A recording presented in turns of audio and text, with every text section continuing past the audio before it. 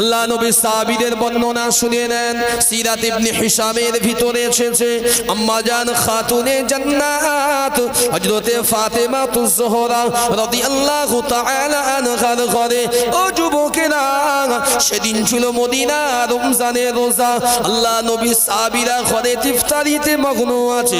আল্লাহ নবীর কলিজার টুকরা হযরতে ফাতেমা নিজের ঘরেতে 4টি রুটি বানিয়ে 4 জন পরিবারের সদস্য মিলে সামনে রুটিটা রেখে আল্লাহ পাকের দরবারে দুটি হাত তুলেছে। উদউনি আস্তাজিব লাকুম রব্বুল আলামিন, আল্লাহ আমি ফাতেমা দোয়া চাই, আল্লাহ আল্লাহ আমার পরিবারকে কবুল করে নাও, আল্লাহ আমাদের সবর ইন্তেজারি করার তৌফিক দাও। ও রব্বুল আলামিন, আল্লাহ জানি আপনি আমাদের উপরে পরীক্ষা করেন, আল্লাহ আমাদের উপরে বারে বারে আপনি পরীক্ষা করেন। আল্লাহ পাক ওই পরীক্ষায় আমাদের সসম্মানে উত্তীর্ণ হওয়ার তৌফিক দাও। আম্মা জান খাতুনে জান্নাত দোয়া চায়, দোয়াটা শেষ করেছে। ও যুবকেরা, মদিনার মসজিদে নববী শরীফ থেকে কালো সাইয়েদেনা বেলাল হাবশী রাদিয়াল্লাহু তাআলা আনহু মধুর কণ্ঠের আযানটা ভেসে আসে। মাগরিবের আযানটা হয়ে যায়। ফাতেমার ঘরেতে তামাম মদিনাবাসীর সঙ্গে সঙ্গে হযরতে খাতুনে জান্নাত ফাতেমার ঘরেতেও ইফতারি শুরু হয়ে গেল। হযরতে শেরে খোদা আলী একটা রুটি দিয়ে ইফতারি করলেন। হযরতে হাসান এবং হুসাইন রাদিয়াল্লাহু আনহুমা তারাও ইফতারি সেরলেন। ও যুবকেরা, আম্মা জান ফাতেমা একটা রুটির অর্ধেকটা নিলেন, অর্ধেকটা নিজে খেয়ে ইফতারি করলেন, আর অর্ধেকটা নিয়ে নিজের ওই আঁচলে অর্ধেক রুটিটা বেঁধে আঁচলে গুজে ঘর থেকে বার হয়ে চলে গেলেন। অনেক মায়ের আওয়াজ শুনছেন, শুনবেন। এটা পৃথিবীর শুরু থেকে আজকের নয়। কি বলেন? মেয়েরা বাপের একটু পিয়ারি হয়, হয় না? হয় না? এই সকলে মিলে বলে হয় না? হয় না? মেয়েরা বাপ পিয়ারি হয়। আমার নবী বলেছিলেন, আমার ফাতেমা হচ্ছে আমারই কলিজার একটা অংশ, আমার শরীরের অংশ, আমার জিসমের একটা অংশ। আমার ফাতেমার কষ্ট আমি নবী কখনো সহ্য করতে পারি না। যদি বলেন সুবহানাল্লাহ।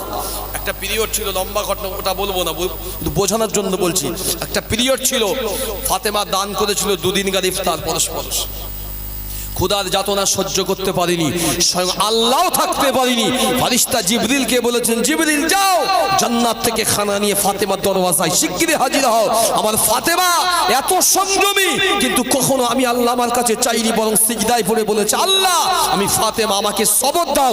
আমার ঘরে 3 দিন খানা নিয়ে ইফতারি করতে পারিনি, আমি কারোর কাছে হাত পাতবো না। আল্লাহ তুমি আমার আল্লাহ, তুমি আমার খানার জারিয়ে দাও, আমি ফাতেমা কারোর কাছে যাব না। আল্লাহ আল্লাহ বললেন, জিবরিল যাও আমার ফাতেমার জন্য জান্নাত ইফতারে নিয়ে যাও।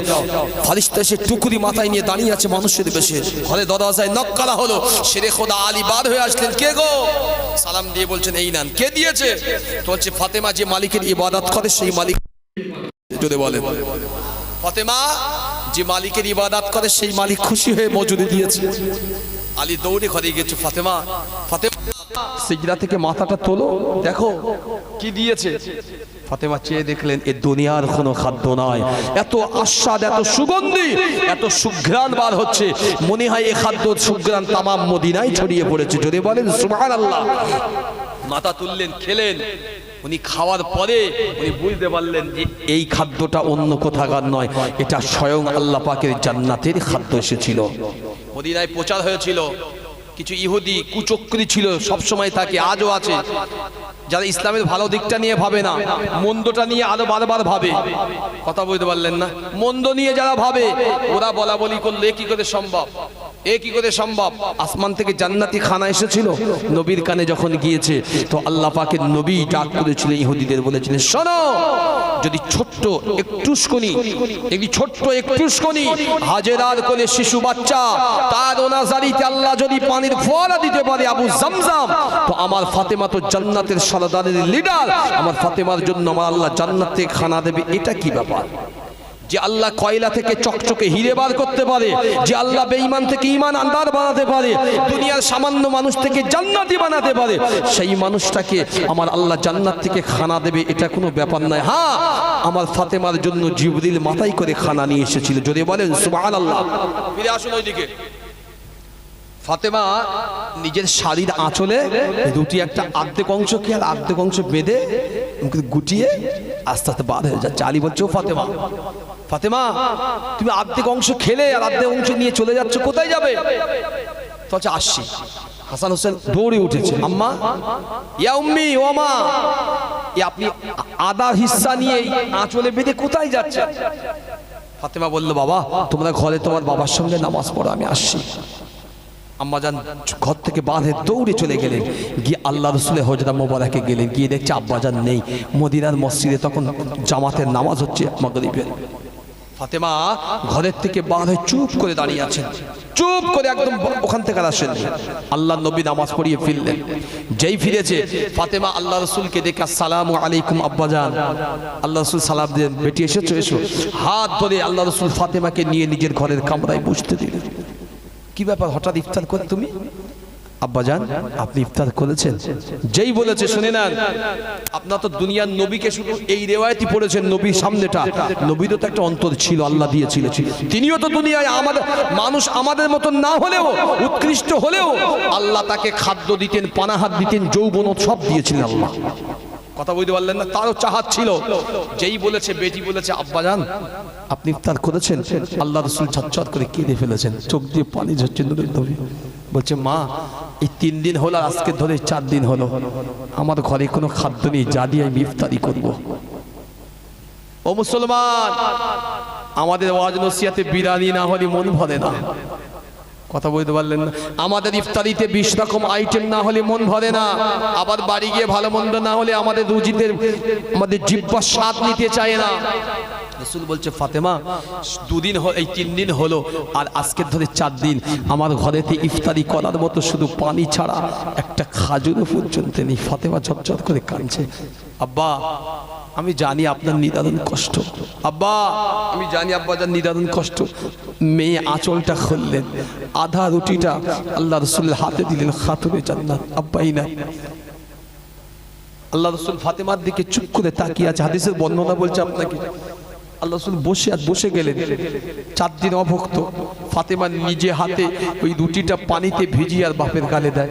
রসুল চিবোই আর খায় আর বলে, ফাতেমা আল্লাহ যে আমাকে কত বড় নিয়ামত দিয়েছে তোমার মতো একটা মেয়ে দিয়ে। জোরে বলেন সুবহানাল্লাহ, এই জোরে বলেন সুবহানাল্লাহ।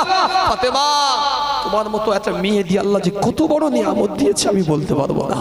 আম্মা জান ফাতেমা নিজে বসে এই আধা অংশ রুটিটা ভিজিয়ে ভিজিয়ে রসুলের গালে দিয়ে খাইয়ে রসুল পানি মোবারক খেলেন, পান করলেন। পান করে আল্লাহ রসুল বললেন, ফাতেমা তুমি বাড়ি যাবে না? ফাতেমা বলে, ইয়া রাসূলুল্লাহ কালকে আপনি কি করবেন? আমরাও কাল কি করব? কালকের আপনি কি খাবেন? কি দিয়ে সেহরি করবেন? আমরাও বা কি খাবো?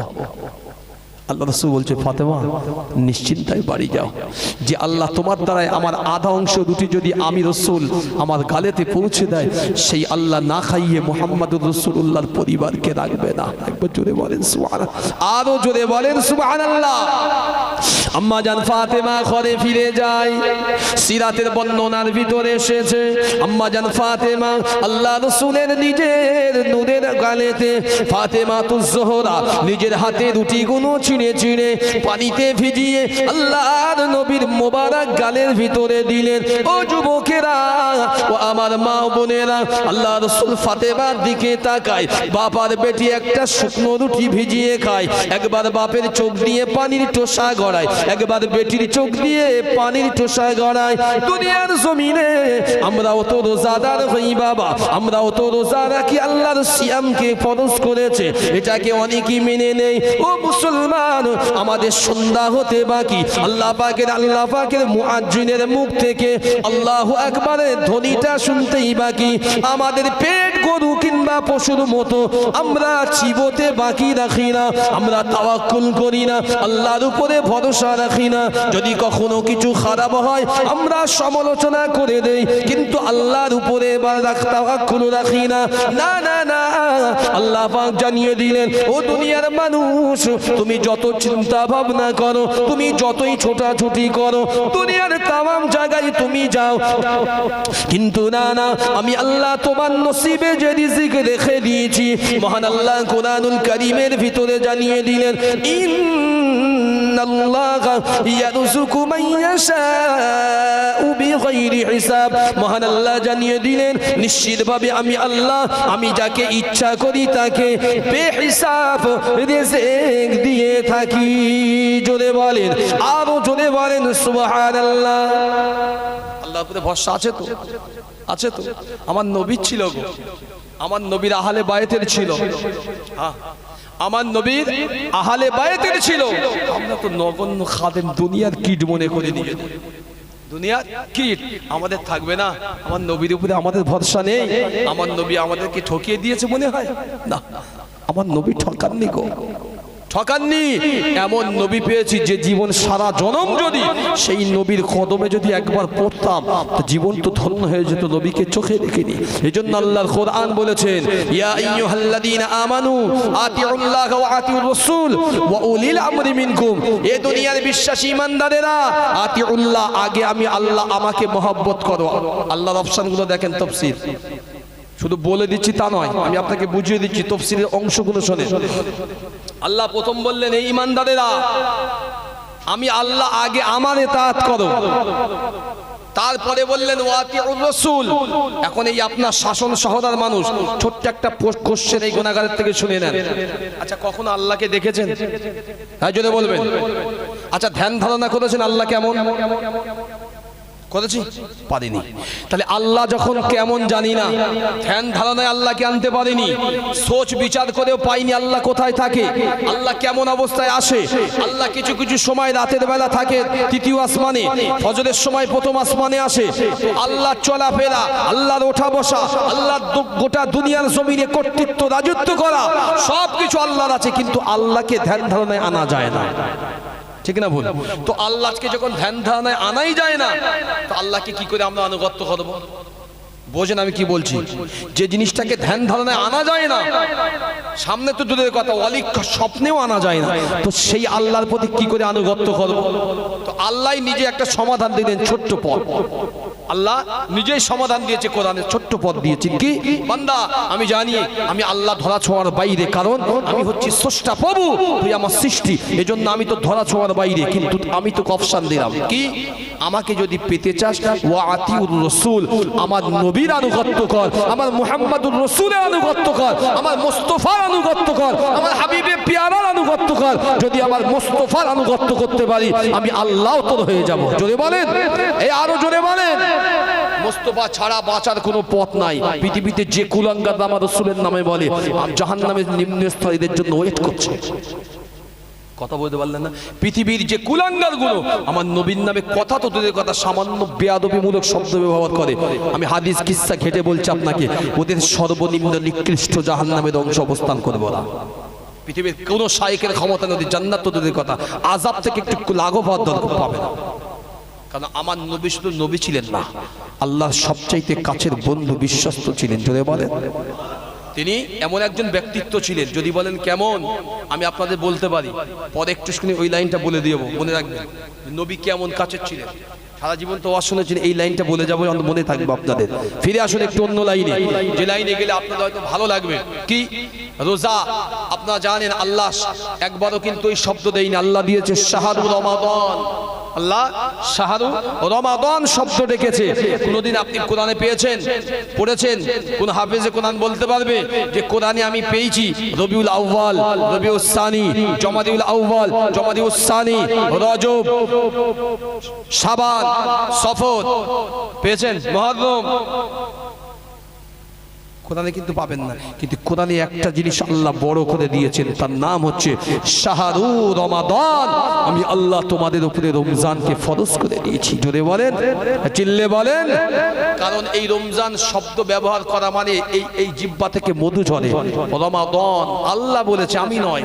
শাহরু রমাদান সম্মানিত হারাম মাস আমি আল্লাহ দিয়েছি, যে মাসটাই কেউ যদি একবার আল্লাহ বলে ডাকে তাও তার জন্য আমি আল্লাহ না জাতের ওসিলা হয়ে যাব। যদি বলেন সুবহানাল্লাহ। আল্লাহ নবী এক তারিখে সাহাবাদের ডাকলেন, আল্লাহ নবী এক তারিখে সাহাবাদের ডাকলেন। সহিহ তিরমিজির ভিতরে এসেছে আল্লাহ নবী সাহাবীরা আল্লাহর নবীর কাছে এসে হাজির হলেন। ও যুবক যুবকেরা আল্লাহ নবী সাহাবারা দাঁড়িয়ে আছেন, আল্লাহ নবী ওয়াজ করতে আরম্ভ করলেন, ও আমার সাহাবীরা, ও আমার সাহাবীরা, আমি তোমাদেরকে কেন ডেকেছি তোমরা কি জানো? আল্লাহ নবী সাহাবীরা বলেছিলেন, ইয়া রাসূলুল্লাহ, ইয়া হাবিবাল্লাহ, ইয়া রাসূলুল্লাহ, ইয়া হাবিবাল্লাহ, নিশ্চিতভাবে আমরা এতটুকু বুঝতে পেরেছি আল্লাহ পাকের মহা সম্মানিত মাহে রমাদান মাস এসেছে, আল্লাহ রহমত নাজাত মাগফিরাতের মাস এসেছে, এজন্য আমাদেরকে ডেকেছেন। ও যুবকেরা, আল্লাহ পাকের মহান নবী জানিয়ে দিলেন, ও আমার সাহাবীরা, এটা তো নিশ্চিত হয়ে যাও আল্লাহ পাকের মহান সম্মানিত মাস এসেছে। আল্লাহর ফারিস্তা বিরূহিল কুদুস, আল্লাহ পাকের নূরে মুজাসসাম ফারিস্তা জিবরিল আমিন এসেছিল আল্লাহর পক্ষ থেকে ওহী নিয়ে আমার কাছে। ও আমার সাহাবীরা, আল্লাহ পাক ঘোষণা দিয়ে জানিয়েছেন, ও আমার হাবিবে পিয়ারা, আপনার সাহাবাদের বলে দেন, আপনার উম্মাত উম্মতি গুলোকে বলে দেন, আমি আল্লাহ রহমতের মাসকে পাঠিয়েছি, আমি আল্লাহ শাহরুর রমাদান পাঠিয়েছি। এই রমজান মাস শুরুর আগে আগে আমি আল্লাহ পাক জাহান্নামের ফারিস্তা, জাহান্নামের দারোয়ান মালিককে বলে দেই, ও ফারিস্তা মালিক, জাহান্নামের কপটগুলো বন্ধ করে দাও, জাহান্নামের কপট দরওয়াজা বন্ধ করে দাও। ও যুবকেরা, মহান আল্লাহ জানিয়ে দিলেন, ও আমার হাবিবে প্যারা, আমি আমার জান্নাতের ফারিস্তা, আমি আমার জান্নাতের যিনি দারোয়ান, আমার ফারিস্তা রিদওয়ানকে বলেছি, ও ফারিস্তা রিদওয়ান, জান্নাতের সমস্ত জান্নাতের ফটকগুলো খুলে দাও, জান্নাতের জানালাগুলো খুলে দাও, জান্নাতের রহমতের দ্বারগুলো খুলে দাও। আল্লাহর ফারিস্তারা জাহান্নামটাকে বন্ধ করে দেয়, জান্নাতের দরওয়াজা ফটকগুলো খুলে দেয়। ও আমার নবীর সাহাবীরা, আল্লাহ পাকের নবী জানিয়ে দিলেন, ও আমার সাহাবীরা, আল্লাহ পাক এটাও জানিয়ে দিলেন, বান্দা তোমরা শুনে রেখে দাও, এই মাসে আমি আল্লাহ ইবলিস শয়তানকে শৃঙ্খলাবদ্ধ করি। কারণ ইবলিস হলো, মহান আল্লাহ পাক কোরআনুল কারীমের ভিতরে জানিয়েছে, ওয়ালা তাত্তাবিউ খুতুওয়াতিশ শাইতান ইন্নাহু লাকুম আদুউম মুবিন। আল্লাহ পাক ইবলিস শয়তানকে এই মনুষ্য জাতির ভিতরে, এই মনুষ্য জাতির জন্য প্রকাশ্য শত্রু বানিয়েছেন। আল্লাহ পাকের ইবলিসের পিছনটা অনুসরণ করতে নিষেধ করেছে। ও যুবকেরা, আল্লাহ নবী জানিয়ে দিলেন, আমার আল্লাহ জাহান্নামটাকে ক্লোজ করে দেয়, জান্নাতটাকে খুলে দেয়, আর ইবলিসকে আমার আল্লাহ শিকলের ভিতরে জিঞ্জিরে আবদ্ধ করে দেয়। তারপরে শোনেন, ছোট্ট ছোট্ট কি সাহাবীরা বললেন, ইয়া রাসূলুল্লাহ, ফায়দা কি, ফায়দা কি? আল্লাহ রাসূল বললেন, এই রমজান মাসে একটা নফল করবেন, শুনে নেন, একটা নফল ইবাদত অন্য মাসে একটা ফরজ ইবাদতের সব আল্লাহ নামা আমলে লিখে দেয়। যদি বলে অন্য মাসে ফরজ ইবাদত করলে যে সব, রমজানে একটা নফল করলে সেই সব। 2 নম্বর, অন্য মাসে যে নফল করলে, যে ফরজ করলে যে সব হয়, একটা ফরজ করলে একটা, এই রমজান মাসে রাসূল বললেন একটা ফরজ আদায় করলে অন্য মাসের তুলনায় 70টা ফরজের সব আল্লাহ নামা আমলে লিখে দেয়। জোরে বলেন, তাহলে এই মাসের রহমত আছে না নাই? হ্যাঁ জোরে বলেন, আছে না নাই? আচ্ছা, সব তো শুনলেন জানলেন, আপনারা তো জ্ঞানী মানুষ, আমি মূর্খ মানুষ, বাদ দেন। আচ্ছা, রমজানে এত বরকত যখন আছে, এত রহমত আছে, রমজানে কি বিড়ি বিক্রি হয় এলাকায়? কথা বলে না যে বিড়ি বিক্রি হয়?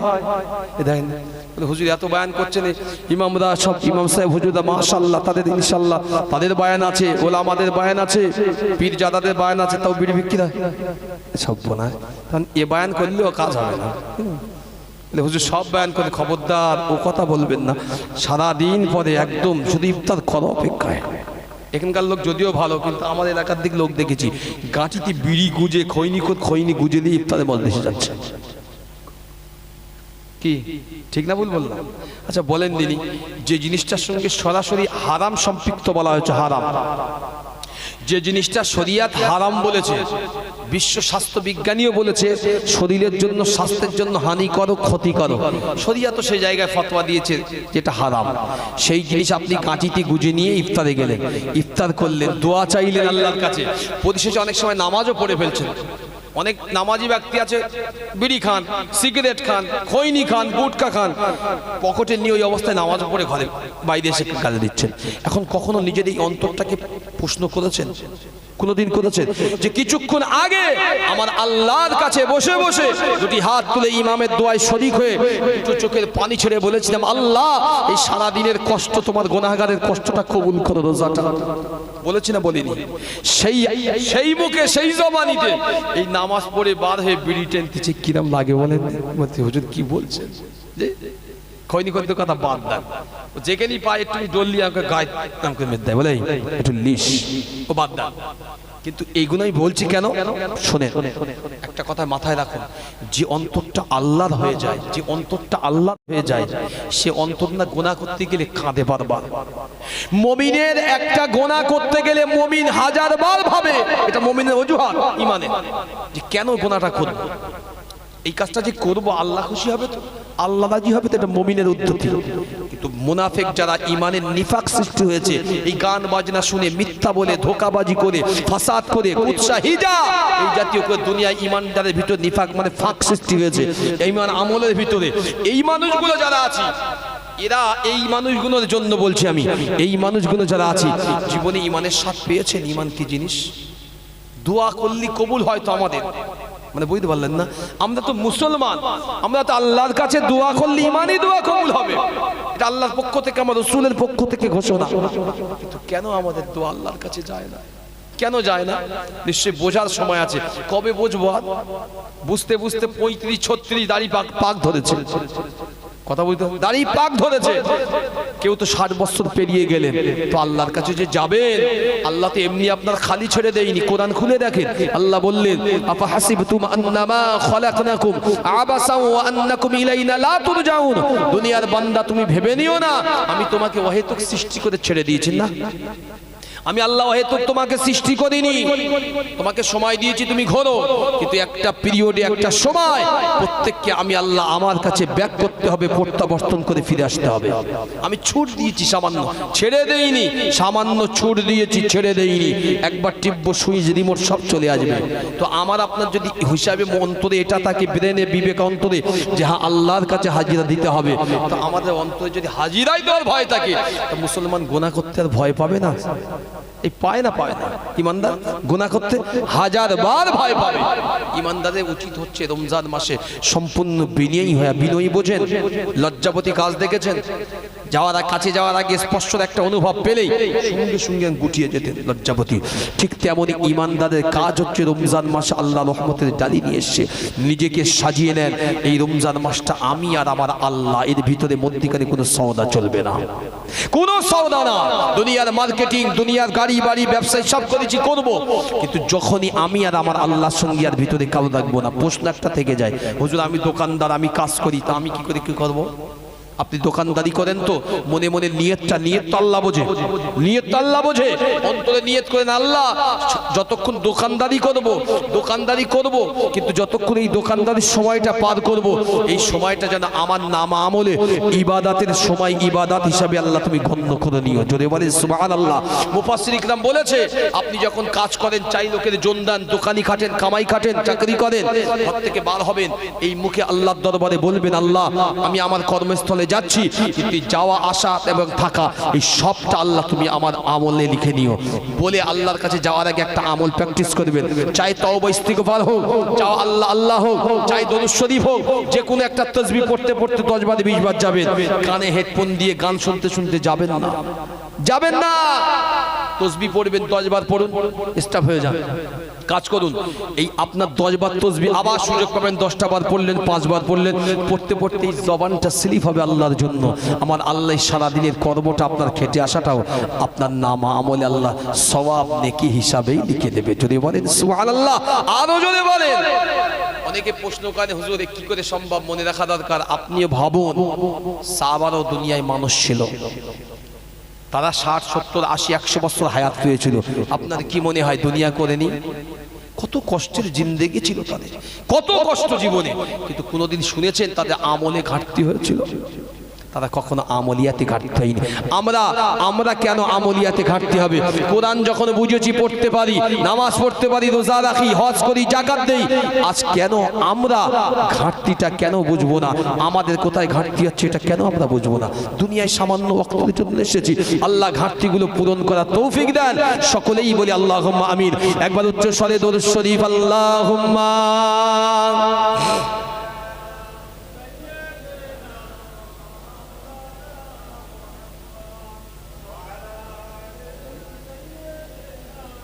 লোকটক নিয়ে একটা কমিটি ভাইজান নেই।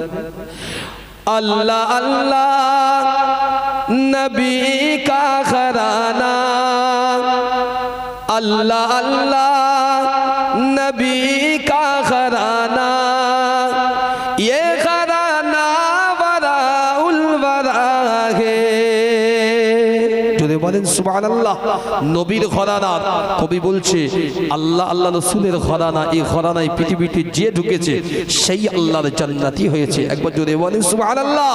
আল্লাহ আল্লাহ নবী কা ঘরানা, আল্লাহ আল্লাহ নবী কা ঘরানা, ये घराना वराउल वरा है।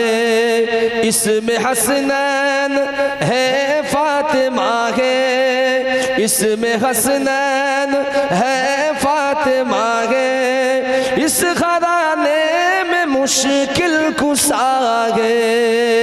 अल्लाह अल्लाह नबी का घराना, ये घराना वराउल वरा है। लब पे गए तस्कीरे पंजतन के, फूल महके गए मेरे चमन के। लब पे गए तस्कीरे पंजतन के, फूल महके गए मेरे चमन के। ऐसा उनके करम ने नवासा, ऐसा उनके करम ने नवासा, अपनी किस्मत पे दिल झूमता है। जोरे बोलें सुबहानल्लाह, आरो जोरे बोलें अल्लाह अल्लाह नबी का घराना, ये घराना वराउल वरा है। उम्मती हूँ मैं शाह ज़मन का, मैं दीवाना हूँ हजरत हसन का। सुभान अल्लाह है ना। उम्मती हूँ मैं शाह ज़मन का, मैं दीवाना हूँ हजरत हसन का। सदके जाऊँ मैं उनकी अता से, सदके जाऊँ मैं उनकी अता से। मेरे रब ने सब कुछ दिया गे। अल्लाह अल्लाह नबी का घराना, अल्लाह अल्लाह नबी का घराना, ये घराना वराउल वरा है। खैर से तुम की खैरुल वरा हो, और तुम भी सैयदुल अंबिया हो। जोरे बोलें, आरो जोरे बोलें सुबहानल्लाह। खैर से तुम की खैरुल वरा हो, और तुम भी सैयदुल अंबिया हो।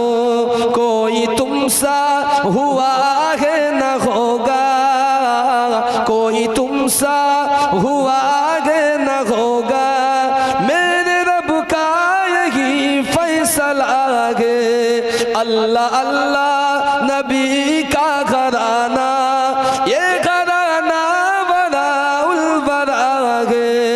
इसमें हसनैन है फातिमा है, इस घराने में मुश्किल कुशा है।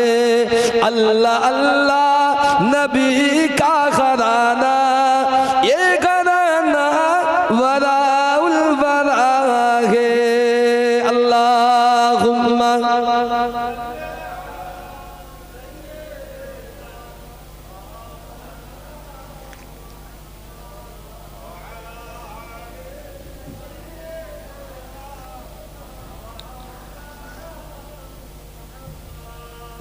যে কথা বলছিলাম, আসুন একটু ফিরে আসি পবিত্র রমজানের দিকে। আপনাদের অসুবিধা হচ্ছে? বলবো রমজান সম্পর্কে, অন্য কিছু বলবো? রমজান বলি, ভালো লাগবে। রোজার সফর এত সুন্দর সোনালী অধ্যায় পৃথিবীতে কোনো জাতি ধর্মকে দেওয়া হয়নি। আল্লাহ ভালোবেসেছেন বলে 1 মাস রহমতের কোলে এই গুনাহগার, শরাবি, নাপাকি, গাঁজাখোর, মদখোর, তাড়িখোর, বিড়িখোর, খৈনিখোর, জুয়াখোর, পাশা, লটারির টিকিট, বেনামাজি সবাইকে আল্লাহ তার রহমতের কদমে স্থান দেয়। যদি বলেন 1 মাস দেয় যে সবাই আয় আমার কাছে, আমি আল্লাহ তোদের মাফ করবো, সবাই আয়। আর এই মাসটায় অধিকাংশ মানুষ আমরা রোজায় থাকি, ব্যতিক্রম বাদ দেন। যাদের অ্যালার্জি রোগ আছে তাদের কাজ হচ্ছে ট্যাবলেট খাওয়া, এটা আমরা কিছু করতে পারবো না। মানে বুঝতে পারলে, রমজান আসার আগে যাদের গা চুলকোয়, মানে রোজা রাখতে পারবো না, আগাম বড় প্রেসক্রিপশন ঝুলিয়ে বেড়াচ্ছে, হাতে ওষুধ পাচ্ছে। কি ব্যাপার? ডাক্তার বলেছে আমি কোনো মতে 2 ঘন্টার বেশি না খেয়ে থাকা যাবে না। এই অ্যালার্জি যার রোগ আছে কিচ্ছু করার নেই, এই রোগ আমরা কেউ সারাতে পারবো না। কথা বুঝতে পারলেন না? কিন্তু এমনও ব্যক্তিত্ব দুনিয়ায় ছিল, রাত দিন 24 ঘন্টা, কেউ কেউ 2 দিন 4 দিন 5 দিন পর্যন্ত না খেয়ে শুধু পানিটা আল্লাহর ফজলে পান করে জীবনে রোজা রেখে আল্লাহর সন্তুষ্টি হাসিল করেছে। যদি বলেন সুবহানাল্লাহ। আমি কিতাবের একটা ছোট্ট বর্ণনা দিয়ে আপনাদের শোনেন, আপনারা সকলেই জ্ঞানীগুণী মানুষ। অন্যদিকে গেলে ওয়াজ হয়তো অন্যদিকে ঘুরে বলে আমি আর যাচ্ছি না, খুব ভালো করে বুঝবেন। আপনার সিয়ারুস সাহাবা বলে একটা কিতাব আছে, 17টা খণ্ড সাহাবাদের। কটা বললাম? সিয়ারুস সাহাবা কিতাবগুলো টুকবেন, 17টা খণ্ড আছে, 1 থেকে 17 খণ্ড। তো ওই কিতাবটার ভিতরে আপনার একজন ব্যক্তির কথা এসছে, মুসাফিরের কথা। মুসাফির বলা যাবে না, একজন ব্যক্তির কথা। তিনি কি ছিলেন? তিনি ইরাকের জমিনে তার বাড়ি। ব্যক্তিত্বটা জীবনে বিয়ে শাদী কিচ্ছু করেনি, কিন্তু সারা জীবনে কখনো আল্লাহ আল্লাহ রসুল ছাড়া জীবনে অন্য কোনো উদ্দেশ্য তার ছিল না। একবার যদি বলেন সুবহানাল্লাহ। কি করেছে মানুষটা? সারা জীবন মরুভূমিতে গিয়ে, কোন একটা মরুভূমির কোন একটা জায়গায় গিয়ে ওই গাছের পাতা লতা দিয়ে একটা ছোট্ট ঘর বানিয়ে ওখানে আল্লাহকে পাওয়ার সাধনা শুরু করেছে। কিতাবের বর্ণনা এসেছে, আল্লাহকে সাধনা করতে গিয়ে একটা সময় সত্যি সত্যি আল্লাহ পাকের নিয়ামত, নৈকট্য তার নসিবে জুটেও গেল। সারা জীবন আপনি চেষ্টা করেন, সারা জীবন চেষ্টা করেন, দুনিয়ার কেউ জানবে না। রাত যত গভীর হয় আপনি আমল তত বাড়িয়ে দেন, আজ অল্প বাড়ান কাল বাড়ান করতে করতে বাড়িয়ে দেন। মনে রাখুন, নফলবিহীন, ফরজের পরে নফলবিহীন এমন কোন ইবাদত ছাড়া আল্লাহর প্রিয় হওয়া যায় না। আপনি তামাম পৃথিবীতে তামাম কোনো কিতাব ঘেঁটে দেখাতে পারবেন না শুধু ফরজ নামাজ পড়েই আল্লাহর ওলি হয়ে গেছে। আমার কথা বুঝতে পারলেন না? এই ছেলেপিলে স্কুলে ফার্স্ট সেকেন্ড হয় জানেন তো? বড় বড় বোর্ড পরীক্ষা ফার্স্ট সেকেন্ড হয়। মনে রাখবেন, শুধু পড়াশোনার জন্য ফার্স্ট সেকেন্ড হয় না, নিশ্চয়ই ওদের আউট অফ নলেজ খুব সুন্দর থাকে, মানে সর্বদিক তোরা জ্ঞানী হয়, সব দিকে নলেজটা থাকে বলে ওই পরীক্ষার জন্য বেস্ট, তাই তারা ফার্স্ট হয়। আপনি যদি ওই ফার্স্ট কোয়ালিটি ক্যাটাগরিতে আসতে চান, শুধু আল্লাহর পাঠানো সালাত, আল্লাহর পাঠানো রোজা, আল্লাহর পাঠানো হজ, আল্লাহর পাঠানো যাকাত, এ দিয়ে আল্লাহর নৈকট্য অর্জন করা যাবে না। এটা হচ্ছে ম্যান্ডেটরি, পার্টিকুলার, মানে আমার কাজ এটা। সকাল ফজর থেকে উঠবো, ফজরে একবার নামাজ, জোহরে একবার নামাজ, আসরে একবার নামাজ, মাগরিবে একবার নামাজ, শুতে যাওয়ার আগে এসে একবার নামাজ। এটা আল্লাহ আমাকে দিয়ে দিয়েছে, এটা গোল, এটাই আমার জীবন বৃত্তান্ত। এর ভিতরে সব করতে হবে। বছরে রোজা আসলে রোজা রাখবো, সারা বছরে রমজান মাসে অধিকাংশ মুসলমান যাকাত দেয়, যা অর্থ সম্পদ আছে গুণে একটা যাকাত দিয়ে দেবো। আর বছরে একবার রোজা, আর যদি সুযোগ হয় অর্থনৈতিক ভাবে, তাওয়ালিল্লাহি আলান নাসি হিজ্জুল বাইতি মান ইসতাতা ইলাইহি সাবিলা, আল্লাহ পাকের খানায় কাবা বাইতুল্লাহ কি হজ করে আসবে। এটা হচ্ছে আল্লাহর পক্ষ থেকে ম্যান্ডেটরি, মুসলমানের যার আছে তার করতে হবে, না করলে গুনাহ কবিরা হবে। এরপরে আপনি কি দেবেন আল্লাহর কাছে? এক্সট্রা কারিকুলাম কি আছে? কারিকুলাম আপনার যে কারিকুলাম, যে আপনার যে ইবাদতে আল্লাহ খুশি হবে। আমার কথা বুঝতে পারছেন কি বলছি? কি এমন ইবাদত যে ইবাদতে আল্লাহ খুশি হবে, এর উপরে কি আছে সেদিকটাই ফিরে আসুন। ছোট্ট করে একটু কি বলি আপনাদের কাছে। ওই ব্যক্তি কোনো একটা সারা বছর কম বেশি রোজা রাখতো, কয়েকটা দিন বাদে একদিন রোজা রেখে বসে আছে মরুভূমির একটা গাছের তলায়, প্রায় সন্ধ্যা হব তো সামনে দেখছে একজন আগস্ত ব্যক্তি, মানে একজন মানুষ সামনের থেকে এসে একটা পানির পাত্র নিয়ে সামনে আগিয়ে দিয়ে বলছে, নাও একটু পানি পান করে নাও, তোমার শরীর তো শুকিয়ে কাঠ হয়ে গেছে, তুমি কি পানি পান পান করো না, খাও না। নাও পানি পান করো। তখন এই আল্লাহ পাকের বান্দা, ইনার নাম ছিল হযরত সালমান, হযরত সালমান রহমাতুল্লাহ আলাইহি, ইনি হযরত সালমান আল মুজাহিদি রহমাতুল্লাহ আলাইহি, ইনি ওই মানুষটার দিকে ফিরে বললেন, আমি রোজায় আছি, সিয়ামের ভিতরে আছি। তখন এই ব্যক্তিটা বলছে, বাবা তুমি কি রোজায় আছো? তুমি ঘড়ি দেখো যে আসমানের বেলার দিকে তাকিয়ে দেখো যে সূর্য, তোমার তো রোজা ভেঙে যাওয়ার কথা এই সময়, রাতের হয় রোজা হয়, সন্ধ্যে তো নেমে গেল। তখন বলছে, আমি অত খেয়াল করিনি, তাহলে আমি আসি, দাঁড়ান আমার কুটিরে যাই। বলছে, দাঁড়াও, তুমি তো সারা বছর রোজা রাখো, শুনবেন এটা, সারা বছর রোজা রাখো, তা সারা বছর রোজা রাখো, তুমি তোমার শরীরের একটা হক আছে, ইসলাম অত সোজা নয়, শরীরের একটা হক আছে, তা তোমার শরীরের হকটাকে আদায় করেছো? এদিক তো লক্ষ্য দেওয়া উচিত, তুমি তো বিয়ে করোনি, শরীরের হকের দিকে লক্ষ্য রাখা উচিত। বলে মানুষটা অদৃশ্য হয়ে গেল। আল্লাহর ওই বান্দা, আল্লাহর ওলি হযরত সালমান আল মুজাহিদি রাহিমাহুমুল্লাহ, উনি ছোট্ট কুটিরে ফিরে যাচ্ছেন, গিয়ে বসে বসে চিন্তা করছেন, তাই তো এই কথাটা বিরাট ভাবাচ্ছে আমাকে, আমার শরীরের তো একটা হক আছে আমার প্রতি, আমি তো আজকের কয়েক বছর একরকম না খাওয়া, একটা খাজুর, দুটা খাজুর, গাছের একটা ফল, গাছের পাতা, এই খেয়ে মরুভূমিতে আমি রোজা রেখে জীবন কাটিয়ে দিলাম। এমন করে কতদিন চলবে? শরীর তো কিচ্ছু নেই, চামড়া গুটিয়ে গিয়েছে, হাড় হাড্ডি সার হয়েছে, তাই তো আমার শরীরের দিকে তো একটু ভাবনা উচিত। খুব চিন্তায় আছে। ঠিক এমন অবস্থায় রাত ঘনিয়ে এসেছে। আল্লাহ পাকের বান্দা রমজান মাসে তারাবি নামাজ করে আর ওখান থেকে আর ব্যাক করেনি, মানে তারাবি শেষ করেই আবার রাতের বেলা কিয়ামুল লাইল, মনে রাখা দরকার, রাতের সবচেয়ে আল্লাহর কাছে পছন্দনীয় ইবাদতের নাম হচ্ছে কিয়ামুল লাইল, মানে রাতের বেলা তাহাজ্জুদের সালাতে আল্লাহকে স্মরণ করা। যদি বলেন এর চাইতে উৎকৃষ্ট আর নেই। কিন্তু মনে রাখুন, কিয়ামুল লাইল, রাতের বেলা আপনি তাহাজ্জুদে বসে দাঁড়িয়ে যাবেন, আমার আল্লাহ আপনার উপরে রহমত বর্ষণ করেন। উনি রাতের বেলা তাহাজ্জুদে পড়ে গেলেন, কাঁদছে আল্লাহর কাছে, মরুভূমিতে কেউ নেই, বনের পশু পাখিগুলো, জন্তুগুলো ঘুমিয়ে গেছে, কিন্তু আল্লাহর বান্দা আল্লাহর কাছে মরুভূমিতে সিজদায় কাঁদছে, অজরে কাঁদে আর বলে, আল্লাহ সব তো বুঝতে পারছি আল্লাহ, কিন্তু আপনি আমার উপরে খুশি তো আল্লাহ? আল্লাহ আজ 30-40 বছর ইবাদত করলাম, দুনিয়াকে পরোয়া করিনি, নফসকে আমার উপরে হাবি হতে দেয়নি, খাদ্য কি জিনিস ভালো মন্দ 30 বছর চোখে দেখিনি, কখনো লোভ করিনি। আল্লাহ জিহ্বাটাকে সংরক্ষণ করেছো, হাফিজুল লিসান, জিহ্বার টুকরাকে, তো আল্লাহ আমার এই 30 বছর তুমি আমার কবুল করেছো কিনা? রাতের বেলা কাঁদছে। উনি তাহাজ্জুদের ইবাদত শেষ করেছে, আর যেই শেষ করেছে একটা কাফেলা রাতের বেলা এসেছে, এসে দূর থেকে দেখে কাছে এসে সালাম দিয়ে বলছে যে হযরত আল্লাহ পাকের বান্দা, ও দরবেশ, আমরা পথ ভুলে এখানে এসেছি, আমাদের খানা আমাদের পানি সব নিঃশেষ হয়েছে, আমাদেরকে একটু পানি আর খানা দিতে পারে? উনি ওদের মুখ পানে চেয়ে বলছে, হায় রে দুনিয়ার আমি এক ভিখারি আল্লাহর কাছে, আর তোমরা এসেছো, ঠিক আছে দাঁড়াও। কয়েকটা মাত্র খাজুর ছিল ওই ছোট্ট কুঠিরে, আর পানির অংশ জারিয়াটুকু সব দিয়ে বলছে, যাও, আমার কাছে এর বেশি কিছু নেই। ওরা বলল, আমরা দোয়া করি আল্লাহ আপনার জারিয়াটা মিটিয়ে দেয়। যদি বলেন সুবহানাল্লাহ।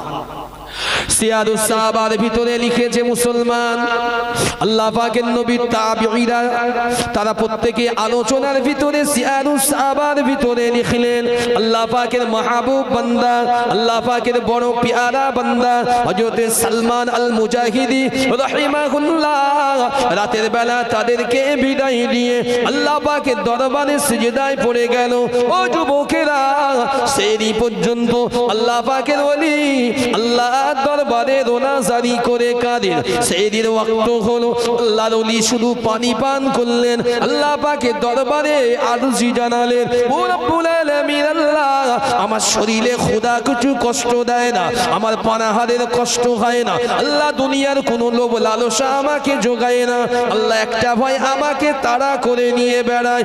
ও রব্বু কাবার মালিক, আমার জীবনে যত ইবাদত করেছি আল্লাহ, জীবনে যত ত্যাগ করেছি, জীবনে যত আমলনামা আছে আল্লাহ, আমার আমলনামা ইবাদত গুলোই আল্লাহ আপনি খুশি হয়েছেন। আল্লাহর ওলি রাতের বেলা কাঁদেন। সেদিন সময় শেষ হলো, আল্লাহর নবী ফজরের নামাজ আদা করলেন। আল্লাহর ওলি নামাজ আদায় করে আল্লাহ পাকে তাহাজ্জুদ, আল্লাহ পাকে তাসবিহ তাহলিল করে রুজির সন্ধানে রমজান মাসে আল্লাহর ওলি মরুভূমির সফরে গেলেন। মরুভূমিতে যায়, গরম যত সূর্য উপরে ওঠে, এই যুবকেরা উত্তপ্ত বালুগুলো তত তপ্ত হয়। আল্লাহর ওলি ঘুরে ঘুরে ঘুরে ঘুরে আল্লাহর ওলির জিহ্বাগুলো শুকিয়ে যায়, চোখগুলো কোঠরের ভিতরে ঢুকে আছে। আল্লাহ পাকের সন্তুষ্টির জন্য জীবনের অধিকাংশ দিন ওই আল্লাহর ওলি হযরত সালমান আল মুজাহিদি রাহিমাহুল্লাহ হুজুর আমার রোজায় কাটিয়ে দেন। দিনের অধিকাংশ সময় শেষ, আসরের ওয়াক্ত হব কিছু মানুষ হঠাৎ কাফেলা এসে আল্লাহর ওলির সম্মুখে হাজির। হুজুর আমরা এসেছি কাফেলা, আমরা বহু দূর থেকে এসেছি, ও আল্লাহর বান্দা আমাদের পানি ফুরিয়ে গিয়েছে, পথটাও ভুলে গিয়েছি, আমরা যাব মদিনার জমিনে, আল্লাহর নবীর সোনার দেশে যাব। ও আল্লাহ পাকের বান্দা আপনি আমাদের একটু পানি দিতে পারেন, আমরা পানি পান করে এই মরুভূমির তৃষ্ণায় আমরা আমাদের গলা জিহ্বাগুলো ভিজোতে চাই। আল্লাহর ওলি বলেছিলেন, ও আল্লাহর নবীর উম্মত উম্মতিরা, ও আল্লাহর বান্দারা, এখন তো আল্লাহ পাকের শাহরু রমাদান, আল্লাহ পাকের পবিত্র রমজান মাস চলে, তোমরা কি রোজা রাখোনি? ওই মানুষগুলোর সাথে সাথে বললেন, ও আল্লাহর বান্দা আপনারা কি জানেন না, মহান আল্লাহ জানিয়ে দিলেন যারা নাকি সফরে থাকবেন, যারা নাকি প্রবাসী হবেন, যারা নাকি বিদেশে যাবেন, যারা সফররত অবস্থায় থাকবে, তাদের জন্য রমজানের ফরজ রোজাগুলো আমি আল্লাহ ওই সময় মাফ করে দিয়ে থাকি। ও আল্লাহর বান্দা আপনি জানেন না আমরা তো সফরে আছি, এখন আমাদের রোজার প্রয়োজন নাই। আল্লাহর ওলি অনেকক্ষণ দেখলেন প্রত্যেক মানুষগুলো আছে, কিছু ছোট্ট ছোট্ট বাচ্চা আর তাদের মাও আছে, প্রত্যেকের মুখগুলো মলিন হয়েছে, মরুভূমির উত্তপ্ত বালি আর উদ্রের প্রখরতা তাদের মনের ভিতর থেকে যেন তাদের ভিতরে পানির নির্যাসগুলো টেনে বার করেছে, সিয়ারুস সাহাবার ভিতরে এসেছে। আল্লাহর ওলি অবস্থাটা দেখলেন, ঘরে তার সামান্য পানি ইফতারির জন্য ও যুবকেরা আল্লাহর ওলি ওদের থেকে একটু দূরে গেলেন। উনি দাঁড়িয়ে দাঁড়িয়ে আল্লাহ পাকের রহমতের নজুলে আকাশের দিকে মুখটা উত্তোলন করলেন, আল্লাহ দরবারে দুটি হাত তুলে দিলেন, উদউনি আস্তাজিব লাকুম। ও রব্বুল আলামিন আল্লাহ আপনার বান্দারা সফরে আছে, আল্লাহ আপনার বান্দারা সফর করেছে, পথ ভুলে গিয়েছে, আল্লাহ ছোট্ট ছোট্ট মাসুম বাচ্চা আছে, রব্বুল আলামিন তারা আমার কাছে পানি চাইতে এসেছে, ও রব্বুল আলামিন আমি তাদের পানি কোথা থেকে দেব? আল্লাহ পাকের ব্যবস্থা আপনি নিজেই করে দেন। জোরে বলেন, আরো জোরে বলেন সুবহানাল্লাহ। ওলি মানুষ দোয়া চাচ্ছে দাঁড়িয়ে রমজান মাসে রোজা অবস্থায়। অবাক হলে সত্য, ওই মানুষগুলো আল্লাহর দিকে দেখছে, ওই যে পিছন দিক থেকে দোয়া চাচ্ছে কেন দাঁড়িয়ে। হঠাৎ একটা মানুষের পিছনে নজর গিয়েছে, কি চমকে উঠেছে, চমকে উঠেছে, মাশাআল্লাহ মারহাবা বলে চমকে উঠেছে। সকলেই পিছনে তার সঙ্গে ফালেন, পিছনে মুখ ফিরিয়ে সকলেই চমকে উঠেছে। কেন? ওই মরুভূমিতে পিছনে দেখলে একটা পুকুর আমার আল্লাহ তার রহমতের নজুলে গাইবিতে একটা পুকুর খনন করে সেখানে পানির জারিয়া তৈরি করে দিয়েছেন। জোরে বলেন। দেখেই চমকে গিয়েছে, আল্লাহ শুকরিয়া আদায় করলো, সকলেই গিয়ে পুকুরের ধারে গেল, পানি পান করেছে, পান করে আল্লাহর ওলির কাছে বলল, হুজুর আমরা কি আপনার সঙ্গী হব? উনি বললেন, বাবা আমি যে মালিকের ইবাদত করি সেই মালিক হচ্ছেন এক অদ্বিতীয়, সেই মালিক হলো কুল হু আল্লাহু আহাদ আল্লাহুস সামাদ, ওই মালিকের কোনো জোড়া নাই, মালিক একা। তো আমিও তো একাই জীবন যাপন করি, আমারও জোড়া নাই, তো আমারও ওই মালিকের সঙ্গে সম্পর্ক খুব পোক্ত। তুমি আমার সাথী হয়ে না, তোমরা যাও বাবা, তোমরা মদিনায় চলে যাচ্ছ, যাও না। মদিনায় চলে গেল। ওই মানুষটা বুঝে নিল যে আমার দোয়ার জবানির আসরটা আল্লাহর কাছে ঠিক কতটা। কথা বলতে পারলেন? আমি যে দোয়া চাইলাম আল্লাহ যে কবুল করলো, এই দোয়ার আসরটা ঠিক কতটা হয়েছে ওই মানুষটা বুঝে নিলেন যে হ্যাঁ আমি এতদিন ইবাদত করেছি, সাধনা করেছি, আমার আল্লাহ আমার ইবাদত সাধনাটা কবুল করে নিয়েছেন। একবার যদি বলেন সুবহানাল্লাহ। এই যে মানুষের মেপে নেওয়া আল্লাহর কাছে, নবী রাসূলুল্লাহ মাঝে মধ্যে মাপতেন দোয়া আছে, আল্লাহ কবুল করছে কিনা। কথা বলতে পারলেন না? রোগ হলে আমরা বড্ড পেরেশান, রোগ হলে পেরেশান। নবী রাসূল সাহাবা তাবিঈন ওলি আব্দুল গাউস কুতুব এদের রোগ না হলে এরা পেরেশান হতো। আমরা রোগ হলে ব্যাধি হলে আমরা পেরেশান, আর ওলি আব্দাল আল্লাহর নবীরা রোগ না হলে পেরেশান হতেন, কারণ তারা জানতেন রোগ না হওয়া মানে লক্ষণটা হচ্ছে আল্লাহ আমাকে ভুলে যাচ্ছে, ছেড়ে দিচ্ছে। এই কথা বুঝছেন না? আল্লাহ আমাকে ছেড়ে ভুলে যাচ্ছে, এ রোগ না হওয়ার লক্ষণ। আমরা রোগ দিলে বলি কি, আল্লাহ তুমি দেখতে পাও না, ওই পাড়া সে অমুক চাচার দেখতে পাও না, সারা জীবন নাফরমানি করেছে, হ্যাঁ, আবার লটারিতে বেঁধেছে 40 লাখ, ওর দেখতে পাও না ভালো, আল্লাহ আমি তো নামাজ কালাম পড়ি, হয়তো মিথ্যে কথা বলি, একটু বিড়ি খাই, আল্লাহ আমারই রোগ দিতে হলো। অনেকে আছে আমরা অভিযোগ করি এরকম করে। আচ্ছা, অভিযোগ যখন আমরা করি, অসুবিধা হচ্ছে না তো? অভিযোগ যখন করি, কখনো আল্লাহর কথা ভজিয়ে নিয়েছে জীবনে? যে অভিযোগ করার জায়গাটা আল্লাহ দিয়েছে কিনা? আল্লাহ তো কোরআনুল কারীমে 2 নম্বর পারায় সূরা বাকারা একেবারে মিডল পয়েন্টে একদম প্রথম সাফায় শুরু করে দিলেন। আল্লাহ বললেন, ওয়ালা নাবলুওয়ান্নাকুম বিশাইইন মিনাল খাউফি ওয়াল জু'i ওয়া নাকসিম মিনাল আমওয়াল ওয়াল আনফুসি ওয়াস সামারাত ওয়া বাশশিরিস সাবিরিন। হে নবী, ওদেরকে জানিয়ে দেন আমি আল্লাহ ওদেরকে পরীক্ষা করব বাড়ি বাড়ি, মানে কোন সময় এমন সময় পরীক্ষা করব, কোন সময় ধন, কোন সময় দৌলত, কোন সময় মাল, কোন সময় জীবন অর্থাৎ জান, এমন কি ক্ষেতের ফসলাদি, গরু বাছুর পর্যন্ত অর্থাৎ জন্তু জানোয়ার সব কিছু জীবনহানি করে আমি আল্লাহ ওদের পরীক্ষা নেব। হাবিব ওদেরকে জানিয়ে দেন যারা এই পরীক্ষায় উত্তীর্ণ হবে, টিকে থাকবে, অবাশশিরিস সাবিরিন, আমি আল্লাহ আমার পক্ষ থেকে তাদেরকে সুসংবাদ দিও। জোরে বলেন। আল্লাহ তো আগেই বলে দিয়েছে, এখন আল্লাহর উপর অভিযোগ কি করে করি আমি? আল্লাহ তুমি এটা করো, করতে পারি? করতে পারি না। একটা কথা বলছি, এক্সাম্পল শুনবেন একটু। কি আপনারা বসে আছেন, যদি কাকতালীয় ভাবে এটা হয়ে যায়, তা জানা আমার উপরে আপনারা দুঃখ নেবেন না। কথা বলতে বলেছেন কি? আমি আমার কথা বলছি না, আশরাফ আলী থানভী হুজুর কিতাবের ভিতরে এই কথাটা বলেছে।